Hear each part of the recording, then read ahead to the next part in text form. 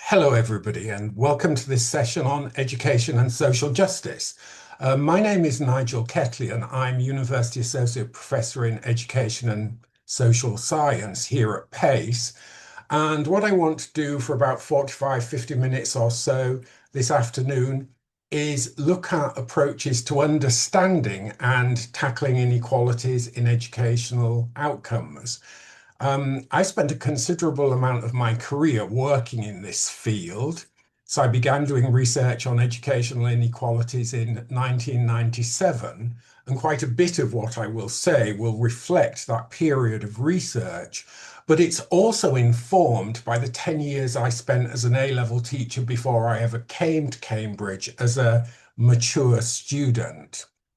Please do feel free in the session to place questions in the chat function. And at the end, I'll come out of shared screen and we'll go through those questions together.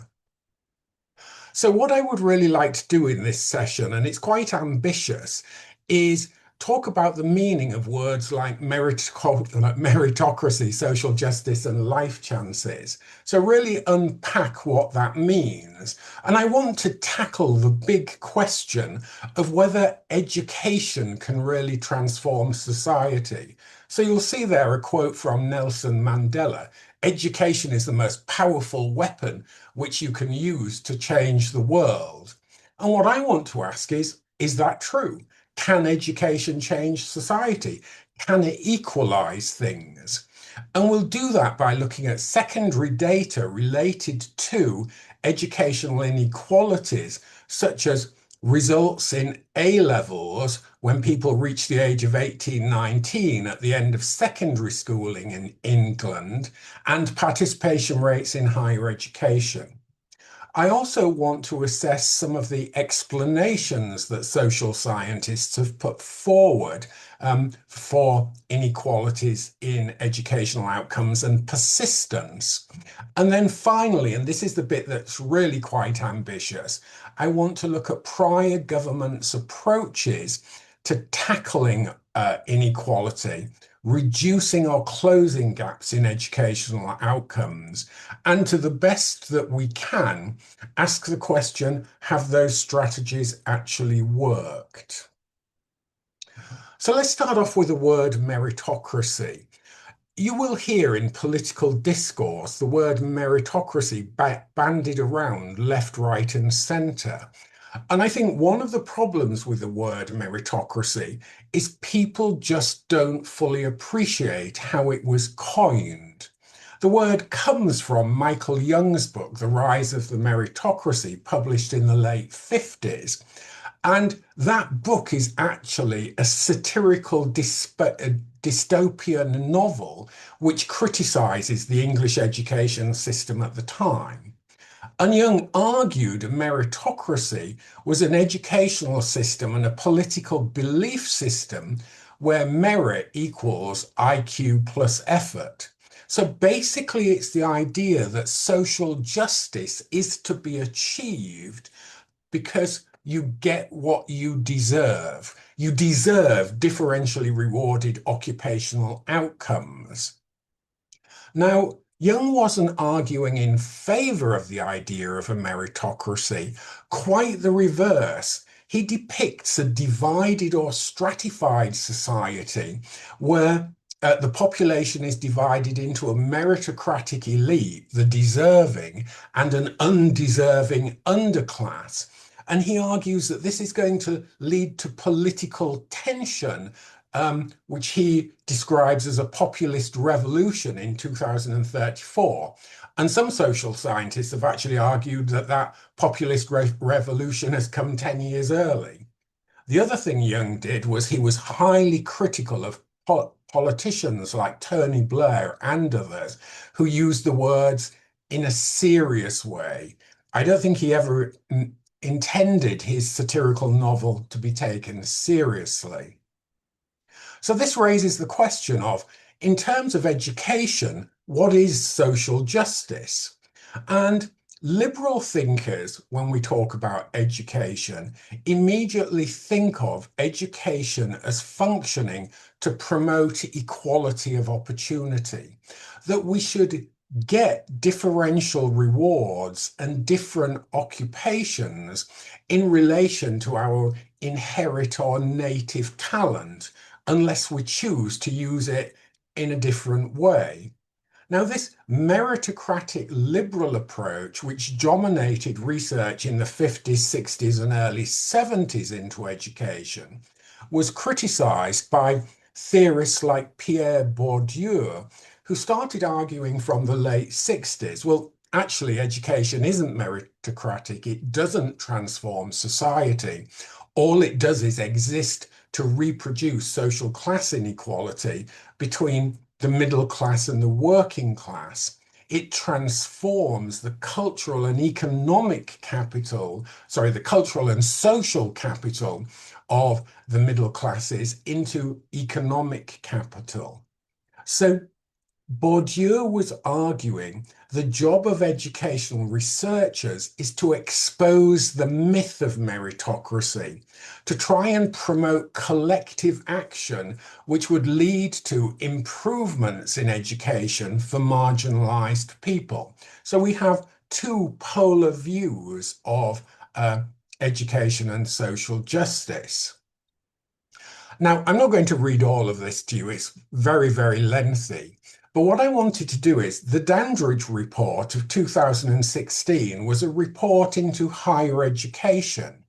And it exemplifies, and this quotation exemplifies, the belief that higher education can actually transform lives. So just to take the first bit, you know, Universities UK are arguing universities transform lives. Going to university leads to new ways of seeing the world, to new horizons and networks, and to significantly enhance job opportunities.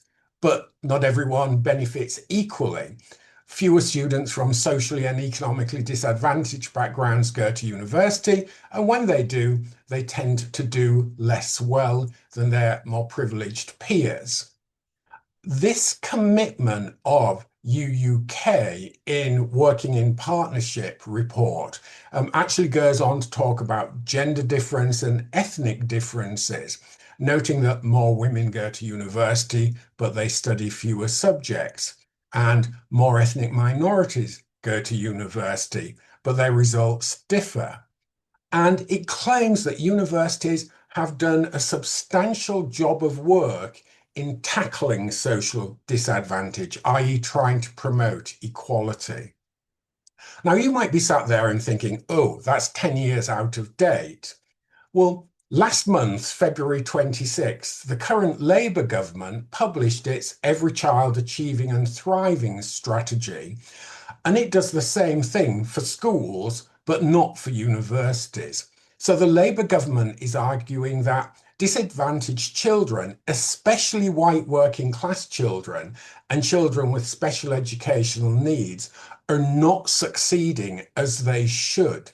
They're not being stretched, particularly by teachers and parents, and therefore the gaps in achievement, such as the primary school attainment gap, is actually widening. And this document goes on to make a commitment, a mission statement. The government will reduce attainment gaps by social class or socio-economic background over the duration of this parliament. So these are ideological beliefs about the transformative power of education. If we think about a transformative belief, what these governments are aiming to do is transform people's life chances. And life chances is a concept again used throughout political discourse, often with very little understanding of its origins. The word comes from the work of the sociologist Max Weber, and he basically defined life chances as a person's chance to obtain desirable goods, services, resources, outcomes in a society. He was arguing that there's a positive correlation between your life chances and your social background. Higher social background, higher life chances. The advantage doing better in society. Now, life chances are not a snapshot experience. They're something that happens throughout the duration of our lifespan. So if you think about your life chances, if I think about my life chances, our ability to obtain desired resources reflects our family background. I was born in a really working class family on a council estate, relatively materially disadvantaged. That leads to certain types of education and educational experience, such as different qualities of school and of teaching and the type of school you go to, which is also linked to school outcomes like attainment, opportunities to go to university, linking into your occupational destinations, the wealth you have, the tastes and habits you develop as an adult, which you pass on to your own children, the extent which you're involved in politics, and even things like how long you live, and how healthy you live, morbidity and mortality, are related to your life chances. So what I want to portray here is that when we're talking about education in the early years, in primary, secondary school, in higher education, it has a profound effect throughout our life cycle. We're coming to the end of the definitional bits now, but you really need to do these in order to understand the rest of the presentation. Lots of people will ask me, well, what do you really mean by defining measuring educational inequality? Well, all we're talking about in defining educational inequality is measuring the difference or the gap between two groups of people in terms of entry to educational qualifications or the success they obtain in those educational qualifications. So the gap can be a gap in the achievement between men and women, between white people and black people, between middle class and working class. And there's been a lot of emphasis from governments and researchers as what do we do to close the gap? And this is often done through studies of educational attainment. Studies measure educational achievement in public exams using things like benchmark measures, the number of people who get 5 or more GCSEs, or percentages and proportions, the proportion of people who progress to A-level study, for example, or more complex measures, which I'll show you a bit later, total and mean point score measures, where we take achievements at GCSE and A-level, turn them into numbers and work out an average for pupils. If we think about going to university, that's nearly always measured reasonably simply in terms of the percentage of people in certain social groups going to university and succeeding as a result. But the government use a whole range of what I would call proxy measures to do that. So the most common one, and the one that I look at here today, are free school meal measures, i.e. measuring disadvantage by whether or not a child receives a free school meal or they don't receive a free school meal.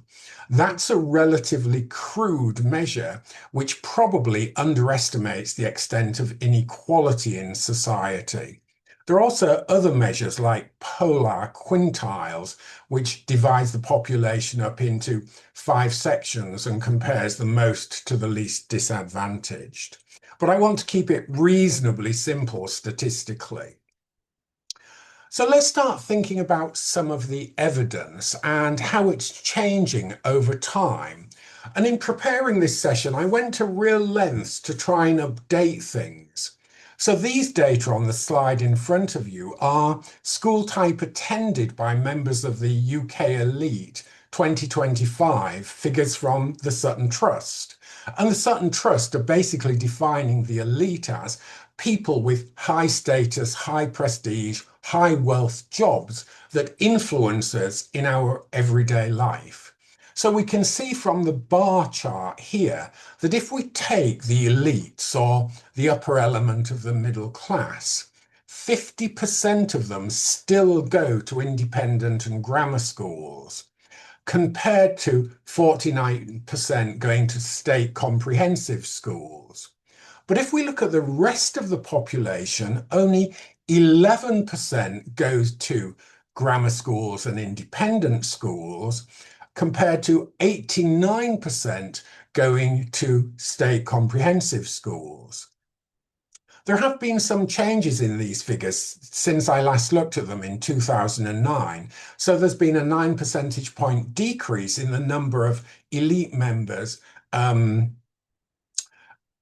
There's been a 9% increase in the number of elite people going to comprehensive schools and a 6% decrease in those in grammar school, or 3% in public school. So there has been some change, but there's still a substantial inequality there. And that inequality is reflected when we look at what happens to the elite when they go to university. So amongst elite people going to university, members of the elite are twice as likely to go to university, 5 times more likely to go to a Russell Group university, and 21 times more likely to go to Oxford or Cambridge than the rest of the population. So the educational advantage of going to a highly selective independent or public school is reflected in what happens at university. I've included this slide, even though it's 26 years old, and it's the oldest bit of data I will look at, because many people and colleagues will ask me, why are you so fascinated in educational attainment and progression to higher education? Well, this reflects the realization at the time I did my PhD in Cambridge, 1999 to 2003, that there was very little study of the size of social class gaps. And these data from Gilborn and Mercer actually show us over the period 1988 to 1997 that the social class gap was substantially bigger than the ethnic gap, which in turn was substantially bigger than the gender gap. So the focus of my session today really is on inequality by social class or socio-economic background, because it is still the strongest influencer of what happens to us educationally. And we'll look at some figures to try and demonstrate that is the case. Apologies that these tables look quite cluttered, but I will pull out the key bits.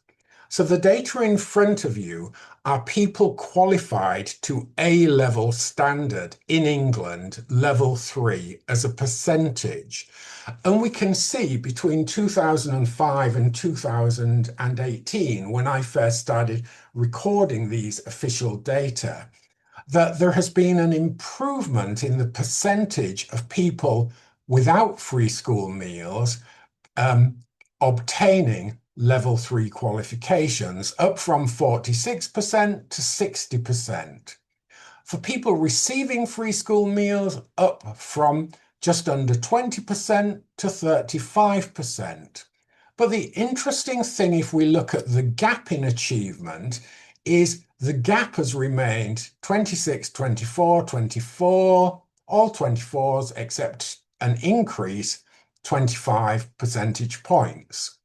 So my argument for much of this session is the achievement of pupils in being qualified to A-level standard. Both advantaged and disadvantaged pupils have seen an increase in their attainment, but the relative gap has remained consistent over periods of time. This is also reflected in data related to people participating in higher education. Again, this DFE data looks at people going to university 2005-6 to 2017-18. And we can see for non-free school meal pupils and free school meal pupils, there has been an improvement over that period of time. The gap started at 19.2 percentage points, ended up at 18.6 percentage points.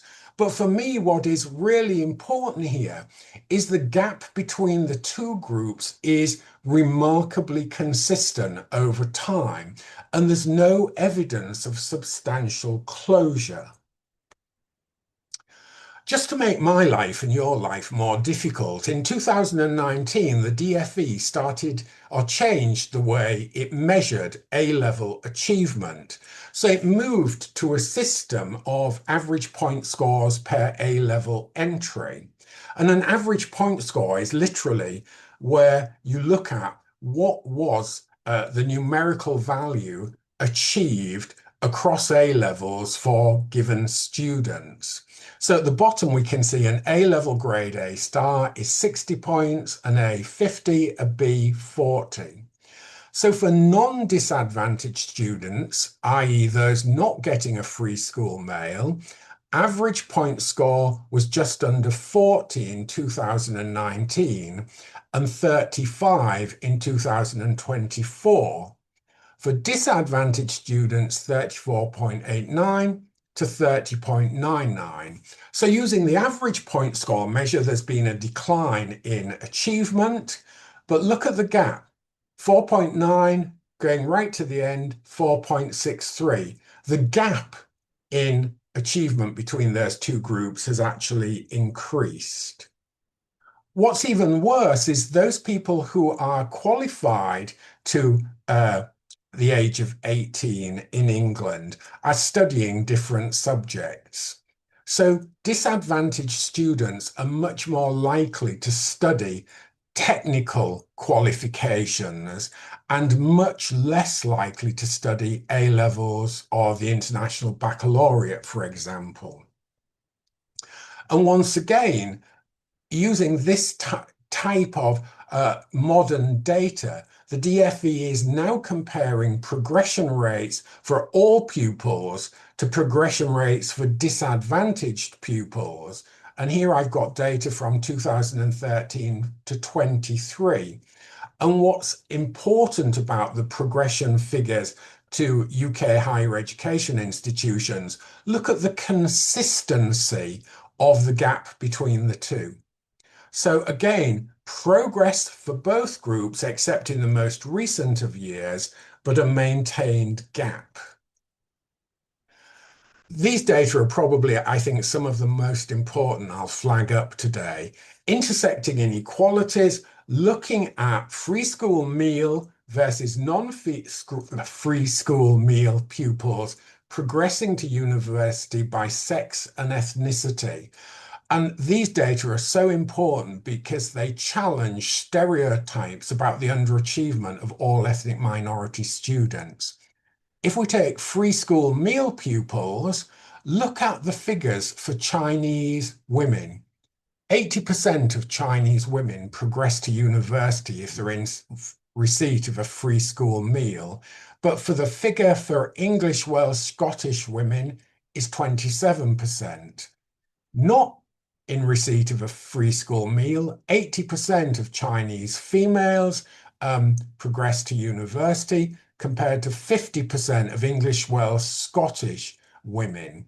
And in every case, the figures for men are slightly lower per ethnic group.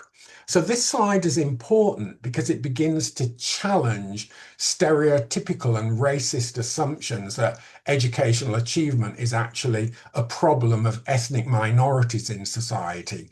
In reality, not progressing to university is a problem, particularly for white working class pupils and particularly male white working class pupils. And the long-term consequences of this.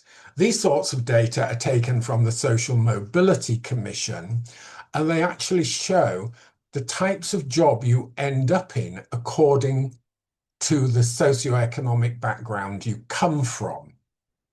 So if you come from a lower working class background, 34% of you end up in that type of occupation, and only 12% end up in higher professional occupations. And of course, the figure is reversed for people born into the higher professional class.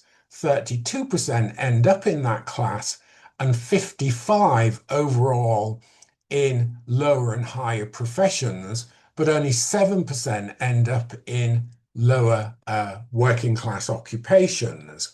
So what you achieve in education really has a payoff in terms of your life chances and the job you get. And this is also reflected in pay. So in terms of pay, the Social Mobility Commission looks at figures for 25 to 29-year-olds, and we can see in 2024, low working class, average hourly pay, £13 an hour. Higher professionals, £17.80 an hour. And look at how levels of pay, even in this age group, reflect the social class gradient. And most alarmingly, because low professionals and higher professionals experience substantial increases in their pay as their career develops, this difference in earning is likely to become much more pronounced as careers progress. So let's go on to the second part of my presentation, and hopefully it's the more exciting bit. What I want to think about is the way that researchers have tried to explain educational gaps in achievement. And then I'll go on to talk about government policy. So if we look at the literature from the 50s, 60s, and 70s, this is often referred to as the old sociology of education, or the meritocratic paradigm. And research done at that time really focused on, we must study social class differences in achievement, we must study the waste of talent. There are all these bright working class kids going to secondary modern schools, not getting good jobs in the labour market, and that's damaging the economy. So there's this focus on social class, but not just on being poor or materially deprived. Instead, we see the emergence of factorial approaches, and all the studies at this time are looking at things like cultural deprivation, language skills, students' aspirations, parenting style, family size, housing, diet, language. They're looking at isolated factors which may actually impact on achievement. And over time, in the late 70s and early 80s, this type of approach came to be seen as inadequate because it didn't really explain fully what was happening. And we saw by the time we get to the late 70s and the 80s, the emergence of what's called the new sociology of education, or the equal opportunities paradigm in terms of studying educational inequality. And this approach rejected the concentration on social class alone. It said, yeah, we've done social class to death. We know a lot about how class affects achievement. Now we need to be looking at gender and ethnicity. Moreover, not only did it reject the focus on social class alone, it rejected factorial emphases on issues like parenting style or diet or housing.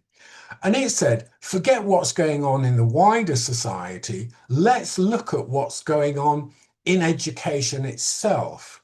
And the focus of research became things like knowledge, the school curriculum, power, teachers labeling, streaming in the school, knowledge construction.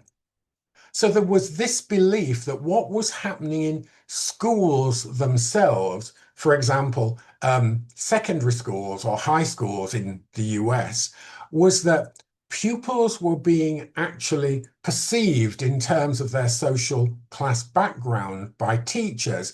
And for example, the streaming or setting process disproportionately labelled working class children as likely to underachieve, which may produce a self-fulfilling prophecy and lead to that underachievement in and of itself.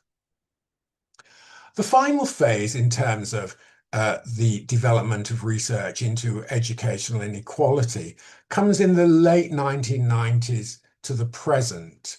And of course, no system for classifying research literature is perfect.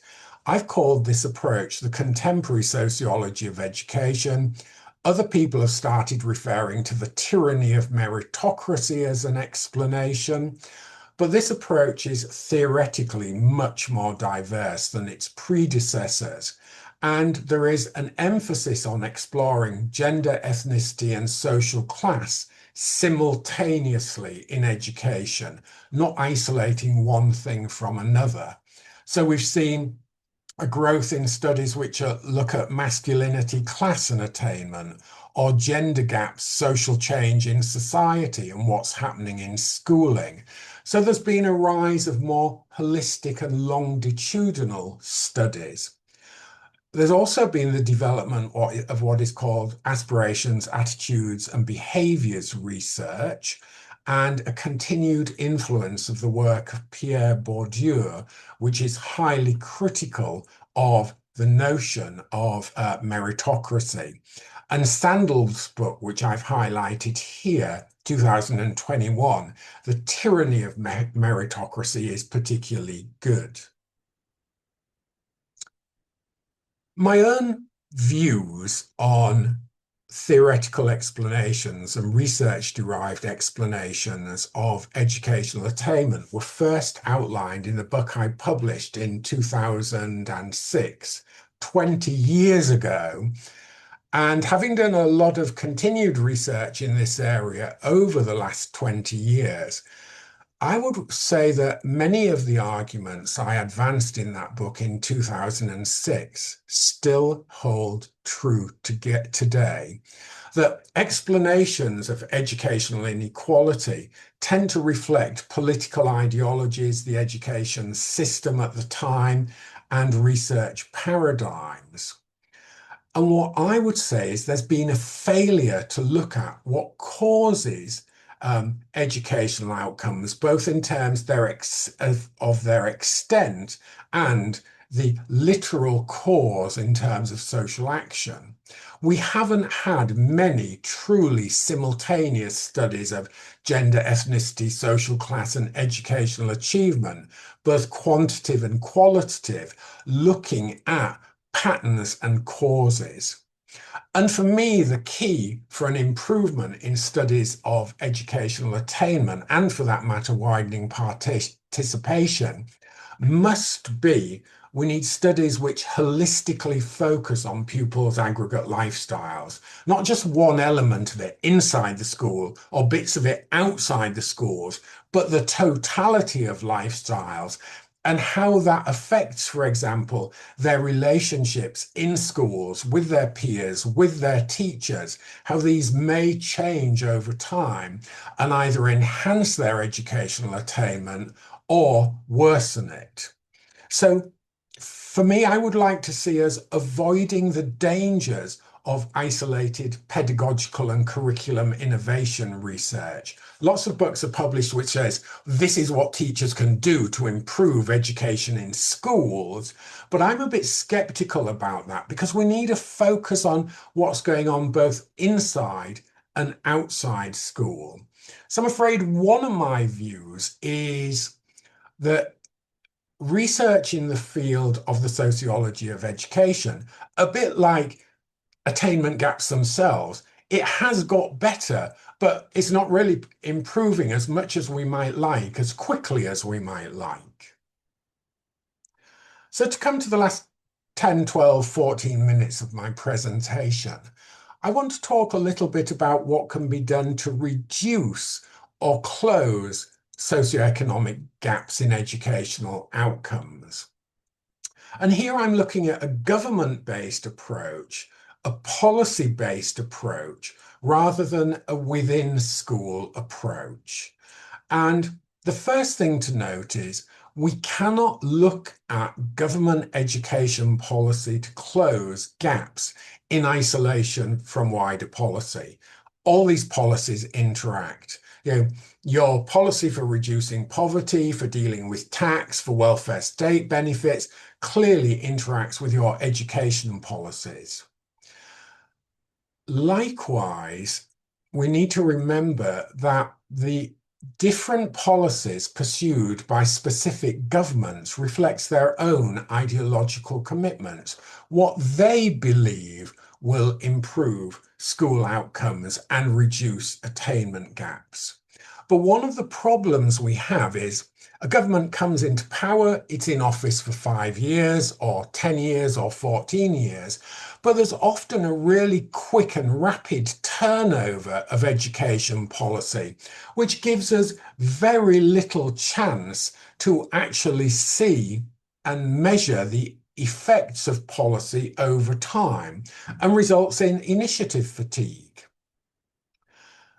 In terms of research and the teacher education literature, there is a huge range of books by people like Sobel, Demi, Chowdhury, etc., all recommending practical strategies that teachers can follow and school leaders can follow to reduce the underachievement of disadvantaged pupils and to encourage more of them to go to university. Now, I think these books are important. I would never seek to diminish their role in trying to address attainment gaps. I would simply reflect on the idea that it's too easy to believe school itself has a massive purchase on people's reality. Stephen Gorard, in his book on education and social justice, published in the year 2000, actually argued at least 60% of school outputs are a product of the socio-economic background of people who attend those schools. So tinkering around with what's happening in school can only have a small effect. This slide looks horrendous. It isn't. If we look at the policies of New Labour 97 to 2010, we have a relatively coherent set of policies, and I've chosen 3 to try and tackle inequality. Policies related to poverty, policies for the under 5s, policies for education. So the Labour government wanted to end child poverty over a period of 20 years. And it brought in the national minimum wage, tax credits for families, increases to child benefits, all these poverty alleviation strategies bearing down on socioeconomic inequality, which plays out in education. For under 5-year-olds, it introduced things like free part-time nursery education for 3 and 4-year-olds. It introduced Sure Start centres, trying to integrate health, education, play and parental support to give working class children a better start in life. And there were a whole range of measures related to secondary education, like increasing the school workforce, new buildings programs for school, curriculum changes, more vocational qualifications, the introduction of academies, but the introduction of EMA, the Educational Maintenance Allowance for 16 to 18-year-olds to encourage them to stay on in 16 to 18 further education. The most important thing, of course, for participation in higher education, it was New Labour that introduced variable top-up fees at this time and income contingent loans, and the top-up fees were £1,000 per year. When we think about the coalition government, and many people have argued the Labour strategy was relatively successful. And it was successful because the Labour government inherited a good economy. The economy was growing, so New Labour could expand spending on public welfare, but not as quickly as the rate of growth in the economy. So they were spending more and producing more welfare benefits, which were having a positive effect and more investment in schools. But by the time the coalition came to power in 2010, and the global economic sort of crisis, the government introduced a range of austerity measures which impacted relatively negatively on society. And even though education was supposed to be ring-fenced, it suffered. So in terms of poverty, they wanted to maintain the Labour objective of reducing poverty by 2020, basically ending it. But the things they did, working age benefits were increased by consumer price index, which is lower than the retail price index, and only by 1% over 3 years. There was a welfare cap, greater conditionality of benefits, the creation of universal credit. And all of these things led to a squeeze on benefits incomes for out of work people, or even for in work people on low wages, and of course the disabled. There were strategies in times or in terms of the under fives, 15 hours of free early education for disadvantaged pupils, creation of the Early Intervention Foundation to look at what really works for children, and Sure Start centers were actually cut. Here it says targeted, but we saw a substantial reduction in the number of Sure Start centers. But for schools and for universities, there were positives, like the introduction of the pupil premium, which gave more funding to pupils who had students in receipt of free school meals to try and improve their education, their attainment, and their progression. And we saw the increase of university tuition fees to £9,000 a year. And initially there was this terror that, oh, this is going to lead to lots and lots of people from the working classes not progressing to university, but that didn't happen. I'm going to say relatively little about the Conservative strategy 2019 to 24. This is expressed in the document Levelling Up the UK, which was published in 2022. The problem is, of course, they lost power in 24, so these strategies only operated over a period of about 2 years, and most of them didn't come into full effect and could have very little impact on changing what was going on in terms of long-term patterns of educational achievement or progression to higher education. But a couple of examples. Schools were encouraged to join multi-academy trusts. There was an early career framework for teachers, creation of educational investment areas, etc. The last one I want to look at, and hopefully for today's purposes, the most powerful, is the current Labour's government's plans for reducing gaps in educational attainment. And the government says in its 2024 mission document and its paper published in 26, our mission is to reduce the barriers to opportunity for disadvantaged pupils and pupils with special education needs. And it sets firm targets for doing that. All children will be stretched to achieve high standards. On average, children will leave school achieving a grade 5 or higher across their GCSEs. So improving school outcomes, remembering, of course, that a grade 4 is a pass. The disadvantage gap, and this is really ambitious. I've never seen this before in a government document. The disadvantage gap will be halved. Children from low-income backgrounds will achieve around a full grade higher in each of their GCSEs than is the case today. This equates to over 1.3 million grade improvements and over 30,000 more disadvantaged children passing English and maths at grade 4. So these are really massive targets. And the government is actually proposing to secure these targets, to reach them, by focusing on tackling deprivation and raising standards predominantly within the school. So yes, of course, there are targets for deprivation funding. We're going to target it on the most disadvantaged areas. We're going to create Mission Northeast and Mission Coastal to try and improve education in areas of the country where attainment is particularly low. We're going to spend 3.7 billion more by 2030 on SEND pupils. But lots of the strategies are things like a new framework for pupil engagement, getting parents more involved in schools, getting teachers more involved, delivering 6,500 more expert teachers, reforming teacher training and having a new teacher training entitlement, improving the quality of school leadership, rolling out regional improvement for standards and excellence, RISE.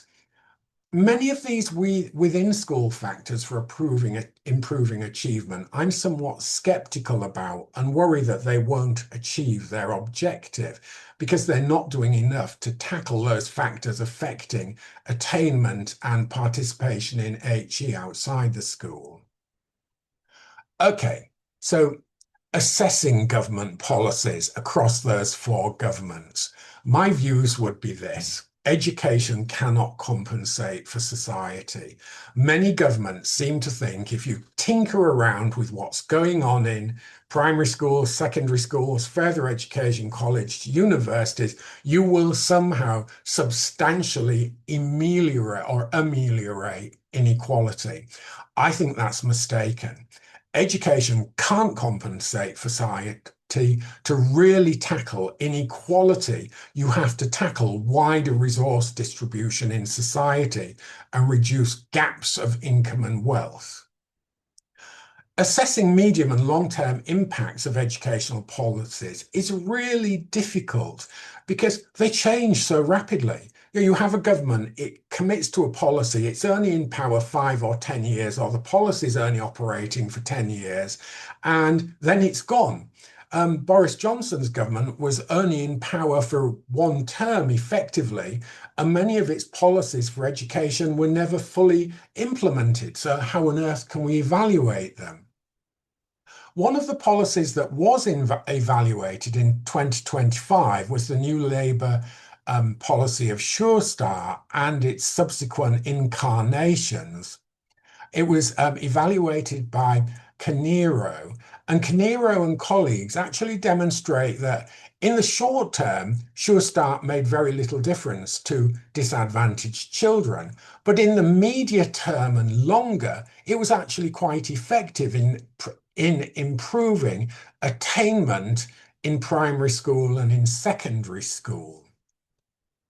So there's no simple answer to questions. I said earlier, when tuition fees were increased to 9,000 by the coalition government, it was immediately assumed this is going to devastate working class progression to higher education. And of course, this didn't happen.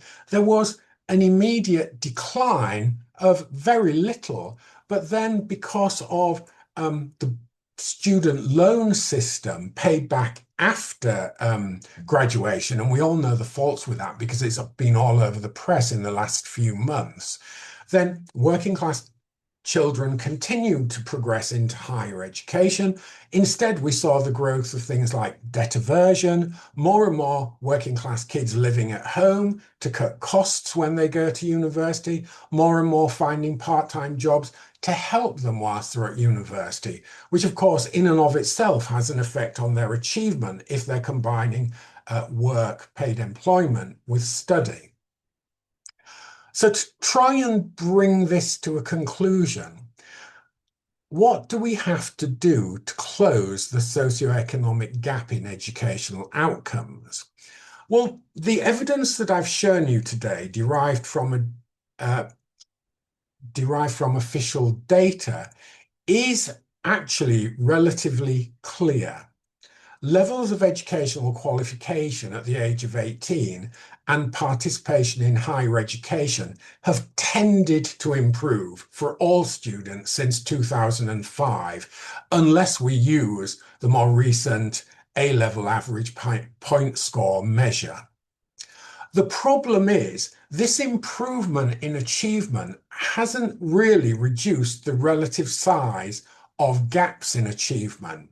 So what has happened is gaps by social background in attainment and progression have persisted, although there's been a few fluctuations along the way, precisely because privileged students have maintained their attainment or participation advantage. So, there's been progression, but the two lines have progressed in parallel, so the gap hasn't been closed. Increasingly, the title of this session was Education and Social Justice. My argument would be meritocracy is a myth. Meritocracy was supposed to be IQ plus effort equals merit. And many politicians like Tony Blair took that seriously, completely failing to get that when Michael Young introduced the concept, it was a satire. It was never meant to be taken seriously. Quite the reverse. It was a criticism of the inability of education to tackle inequality. That's the point he was making. So, can education actually transform society? Well, my answer is yes, of course it can, because we've seen improvements in the educational achievement of working class pupils and their participation in higher education since 2005.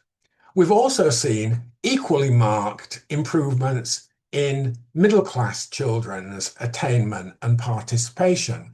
So education has a transformative potential, but the fact that the relative gap in achievement has remained relatively consistent means that overall education is serving a reproductive effect rather than a transformative effect.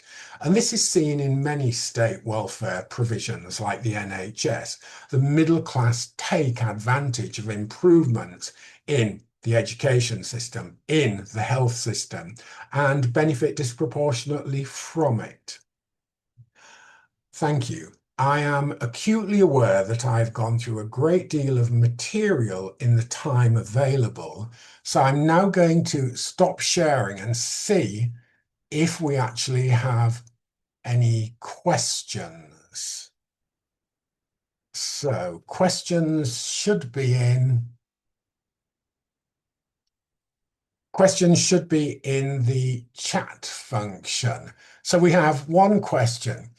In the news since COVID, we have been hearing that the number of students going to university is decreasing. Has there been any data showing how this might affect social gaps?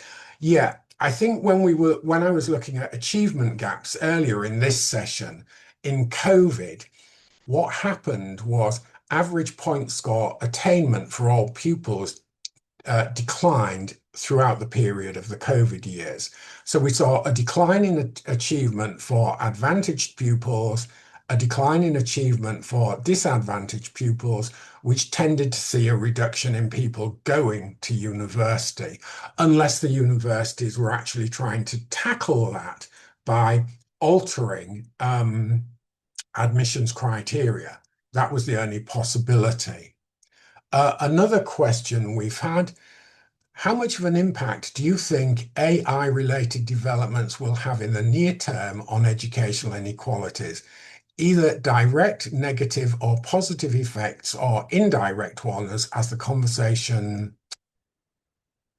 conversion of learning, career futures, etc., is increasingly focused on all things AI? That's a really good question, and I really don't have an incredibly simple answer to you. In terms of AI, it's a hot topic at the moment, and there's a belief that it's going to change everything in the world around us. I think it will change an awful lot in the world around us. Not least will it put many people out of jobs in routine, for example, clerical work.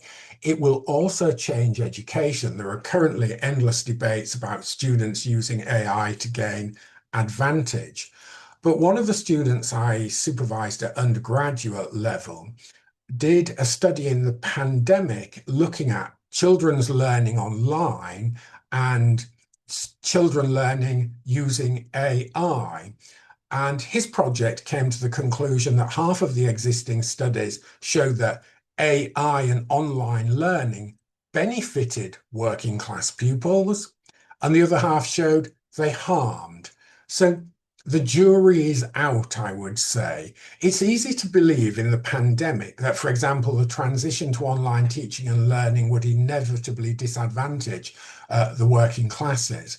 But of course, the transition to online learning, if done well and supervised, could actually enhance the achievement of those pupils if they get more focused one-to-one teaching. Okay, next question. I know I didn't answer the AI one very well, but the jury out is out as far as I'm concerned. Really informative presentation. Thank you. I believe your research hypothesis could be applied to the experience of resident doctors and what is termed differential attainment in terms of how some trainee doctors do better than others, building on the work of Professor Catherine Wolfe, who looks at I would agree. I mean, I think this sort of approach to gaps and relative performance levels could be applied to professional careers in a whole range of fields. So, GPs would be one, academics would be another. It would also, I've often thought, be interested to look at people doing apprenticeships and look at differential achievement in apprenticeships in terms of social class background. Question. You said the metric of inequality by free school meals is quite crude. Can you please expand on this? Yes, I can. So, I would say the free school meal measure is what we call a dichotomous measure. Either you get a free school meal or you don't get a free school meal. It's a binary choice. That means when you do statistical analyses, you can only compare those in receipt of a free school meal with those not in receipt of a free school meal. That's crude. It loses loads of the variation in the data gathering technique. But if you use a social class scale, which is much more complex, like the Office for National Statistics social class scale, higher professionals, lower professionals, intermediate occupations, skilled, manual workers, semi-skilled, unskilled, you have 6 categories. And if you classified pupils by their parents' occupations into one of the most recent scales, 2010, 2020 Office for National Statistics, you would have more categories to compare and do more continuous measures of inequality. And I think free school meals is a notorious measure because often much of the data is missing. In many data sets, it says school pupils where we don't know what their free school meal status is, 25%. Has there been research showing any relationship between class and encouragement of higher education in the families? Thank you. Loads and loads and loads. And often this research goes all the way back to the 1950s. This type of approach in the meritocratic paradigm or the old sociology of education often focused on working class pupils in America and the USA. And it was believed that part of their underachievement was caused by the low aspirations of their parents.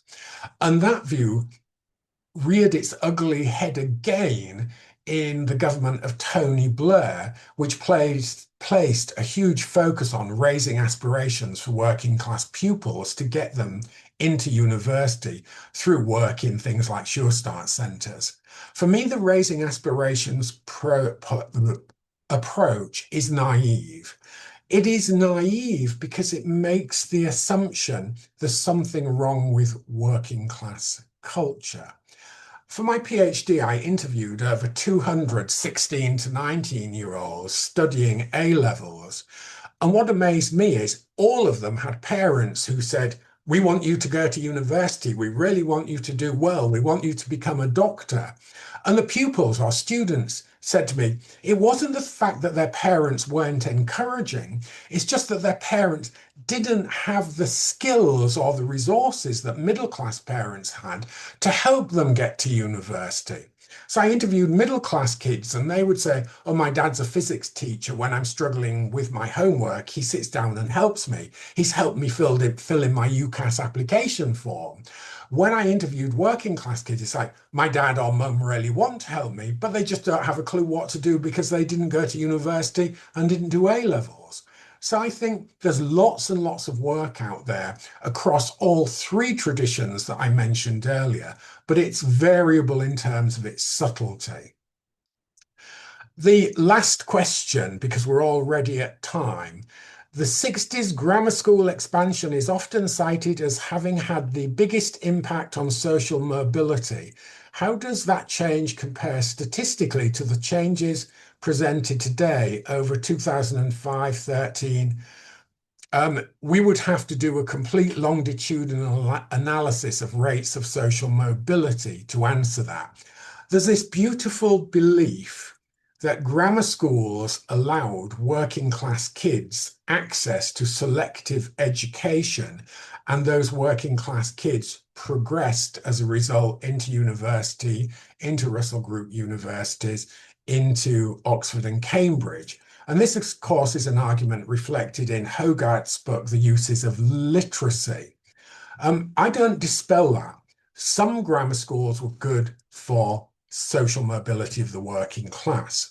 But in the 1960s, there were famous studies by people like Dale and Griffith, downstreaming failure in the grammar school, which showed that if you were working class, you were much less likely to get into a grammar school, even if you had equal intelligence to middle class kids that did get in.